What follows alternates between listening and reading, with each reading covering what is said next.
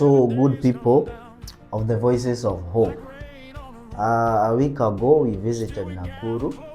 We visited Jane, mother to Irene Wandao, and when we were there in Nakuru Max Bahati, I realized that there are too much that we ignore and take as obvious, as if it were okay, day after day. But there are very many lessons myself learned from that experience that I would like maybe to share, to encourage somebody out there, and also maybe for you to reflect upon. Many are times that we say God's time is the best, but this statement, which is really unique, yes, it's unique in a way, and also sounds very familiar to many people, sometimes can sound as an insult or irony to maybe somebody who has gone through a very rough time, or somebody who have suffered for a time. Telling them that God's time is the best may not augur well for them. I want to take an example of Jane. Within her story, as she shared her painful story and experience of her daughter, who is physically disabled. Let me just say physically unable to do anything for herself because of the problem she referred to as the spinal cord problem. Those who are able to follow her story on our YouTube and the other socials could hear the medical words she was using. I might not be able to hit on the correct words, but she said for 13 years she has suffered that problem of holding on to her beautiful daughter because of the problem. And she says that medically the doctor said that her daughter will never ever walk.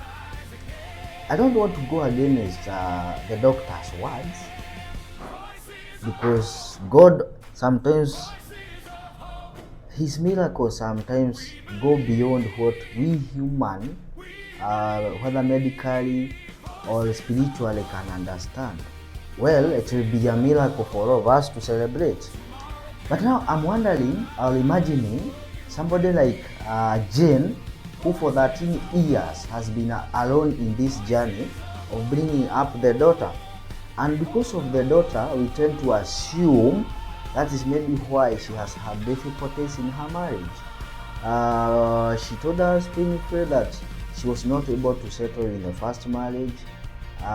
Something maybe we might want to connect to her condition with the daughter. Again, in the second one, problems arose.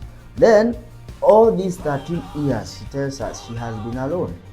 A mother who has to provide diapers for the baby, clothing, always to be present for the baby, always to be there, because sometimes she doesn't get whatever she might require. She's not able because of the conditions she have at home. She has got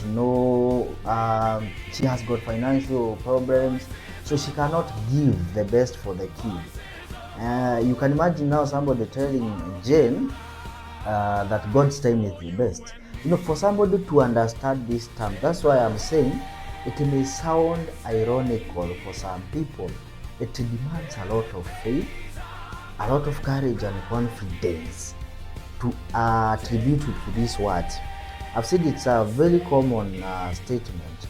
God's time is the best. And out of Jane's story, there are a few things I would like us to learn about.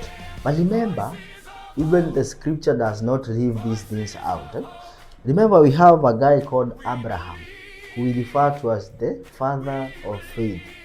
Abraham, those who have read the scriptures and even other holy books that talk of the patriarchs like Abraham, we are told that he had to wait, I think, for 90 years.